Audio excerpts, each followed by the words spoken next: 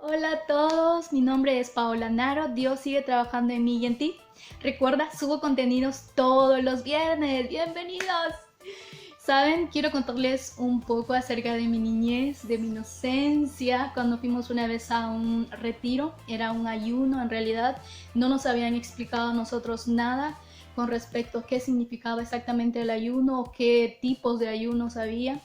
Y en ese tiempo el pastor tendía a hacer las preguntas antes del inicio del ayuno, cuántos decidían hacer el ayuno, se decía parcial, los que podían comer en la tarde, y al seco se decía los que tenían que completar los días que eran los ayunos. En ese caso solamente eran 3 días. Y nos encontrábamos ahí con mi hermano Carlos, era nuestra primera vez que ayunábamos, y también con mi familia, pero cuando el pastor hizo la pregunta, aquí los que están reunidos, ¿cuántos van a ayunar al seco? Y todos los mayores, más que todo, levantaron las manos y nosotros con mi hermano Carlos nos miramos y los dos también levantamos las manos así. Y luego preguntó, ¿y los que van a hacer parcial? Eran todos los niños. Y nosotros, ¿qué? Solo nosotros vamos a hacer el ayuno al seco, como les mencioné que se decía. Entonces, después de eso, llegó la tarde y viendo que todos los niños se iban para comer, nosotros también queríamos ir a comer, pero mi mamá dijo, recuerden, ustedes prometieron hacer su ayuno al seco. Y, ups, ahora, después de todo esto, me recuerda mucho al ayuno que hizo Jesús. En el libro de Mateo, capítulo 4, encontramos que Jesús se encontraba en un tiempo de ayuno. Y es más, él tenía como 40 días y 40 noches que estaba haciendo el ayuno y que después tuvo hambre. Y está en Mateo 4:3 y dice, y vino a él el tentador y le dijo, si eres hijo de Dios, di que estas piedras se conviertan en pan. Él respondió y dijo, escrito está, no solo de pan vivirá el hombre, sino de toda palabra que sale de la boca de Dios. ¿Quién era el tentador? En Lucas capítulo 4:4 encontramos que el tentador era el diablo. Por lo tanto, nos queda claro entonces que se hablaba del tentador, que era el diablo. Ahora bien, dice aquí que Jesús se encontraba en un ayuno, ¿verdad? Y que después tuvo hambre. Entonces, primero, antes de la tentación, aquí que podemos encontrar, Jesús estaba en ayuno y que luego él tuvo hambre. Después del hambre vino, ¿qué? La tentación. Bien, quiero que entiendan también algo muy interesante de todo esto, es que la tentación sucede de forma externa. Es decir, no exactamente nació en el corazón de Jesús, sino que él después de sentir el hambre, vino el tentador y buscó una forma de que él pudiera actuar sobre esa situación, sobre lo que estaba pasando, sobre un deseo natural que Jesús también estaba experimentando. Si en este caso Jesús era el Hijo amado de Dios, ¿por qué tenía que padecer hambre? Si él tenía hambre, entonces tenía también la potestad o la autoridad o el poder de transformar una piedra que probablemente podía hacerlo Jesús, pero ¿quién le estaba insinuando, diciendo que haga eso? Era el diablo. Entonces lo que quería en sí, con todo esto, el diablo, era destruir la confianza que Jesús tenía en el Padre. ¿Por qué? Porque eso es lo que vino a hacer el diablo. Desde el principio, y si notamos aún en esta imagen o en este momento, podemos notar que lo que el diablo le estaba haciendo ver a Jesús era, como mencioné, las circunstancias y el momento que estaba viviendo, porque le quería decir, hey, mira, tienes hambre, puedes tú mismo resolver tu problema, tú mismo tienes el poder para transformar, ¿por qué no lo haces? Algo así.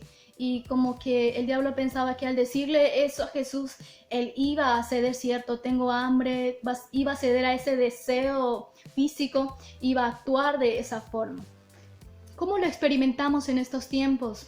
Muchas veces, cuando pasamos momentos difíciles o nos encontramos ante una situación donde que queremos actuar por sí mismos, independientes de Dios, y vemos solamente la circunstancia o el momento que vivimos, sea que estamos pasando hambre, que nos falta dinero, que estamos enfermos o que estamos en problemas, sea la cuestión por la que estés pasando, y muchas veces me pasa a mí también, es que tendemos a escuchar muchas veces las voces de los demás o también nuestros propios pensamientos que puede decirnos a nosotros que ¿dónde está Dios? Quizás nos ha abandonado, quizás Él realmente no nos ama, por eso nos sentimos solos, por eso no hay ninguna solución ante esto, por eso no estamos viendo nada.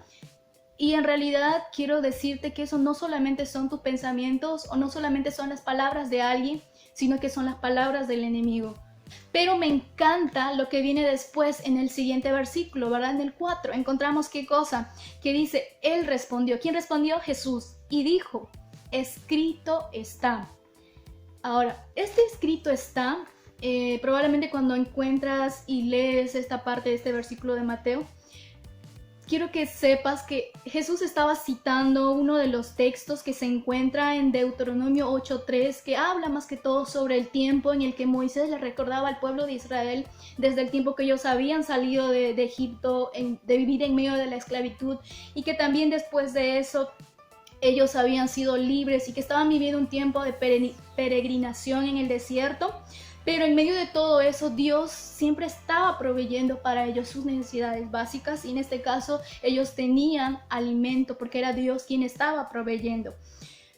Y ante todo eso era importante, o le estaba recordando Moisés, que más que el alimento era la palabra de Dios. Entonces, ¿de qué forma se conecta esto con la realidad de Jesús? Es que, como mencioné antes, lo que en realidad Jesús estaba queriendo dar a entender, o lo que quería que se entienda con esta respuesta también a Satanás, al diablo, era qué cosa, que la vida del hombre no solamente depende en realidad de los alimentos que pueda disfrutar, porque eso solamente sí nos da fuerza física, pero en realidad no es algo que nos ayuda a disponer o entender la voluntad de Dios. Es importante que entendamos que el verdadero sustento se encuentra realmente en la palabra de Dios para afrontar cualquier situación, cualquier necesidad. Cuando nosotros somos tentados de cualquier forma, sea por nuestros deseos físicos, sea por nuestros anhelos, nuestros sueños, nuestras metas que nos hemos trazado, si somos tentados, no necesariamente viene personalmente Satanás, sino muchas veces utilizada por otra persona, lo que en realidad te está siendo tentada en ese momento, y quiero que lo recuerdes, es qué cosa, tu confianza en Dios. Es muy importante y muy necesario saber que nuestra confianza, nuestra esperanza en Dios también depende de nuestra sumisión y dependencia de Dios. Eso también es el ejemplo que podemos encontrar en este texto, que Jesús no actuó escuchando a Satanás, haciéndole caso a las circunstancias por lo que estaba pasando, sino que él reconoció que Dios era su padre y que Él tenía el tiempo y que Él tenía la forma de que iba a proveer, así como lo hizo con el pueblo de Israel, Él lo iba a hacer con él porque era su hijo amado. Quiero dejarte dos principios. Jesús respondió con la palabra de Dios, por lo tanto te animo y te desafío a tener tiempos intencionales de lectura de la palabra de Dios, porque allí vas a tener esos tiempos de estudio, reflexión y también meditación de lo que es la verdad de Dios para esos momentos de tentación, y recordarte que tu confianza, que el poder de Dios, que la ayuda de Él va a venir a su tiempo y a su momento y te va a ayudar a tomar la mejor decisión en esos momentos. Lo siguiente es el principio 2, memorizar la palabra de Dios, porque allí no solamente se va a almacenar en tu mente, sino también en tu corazón, y lo vas a poner por obra y vas a responder como Jesús, citando la palabra de Dios o simplemente recordando las promesas de Dios y sus verdades en esos momentos de tentaciones. Si Jesús lo logró, es el Hijo de Dios, cada uno de nosotros, tú y yo somos hijos de Dios, por lo tanto la palabra de Dios nos da fortaleza y ese es el alimento bueno que necesitamos. Bendiciones.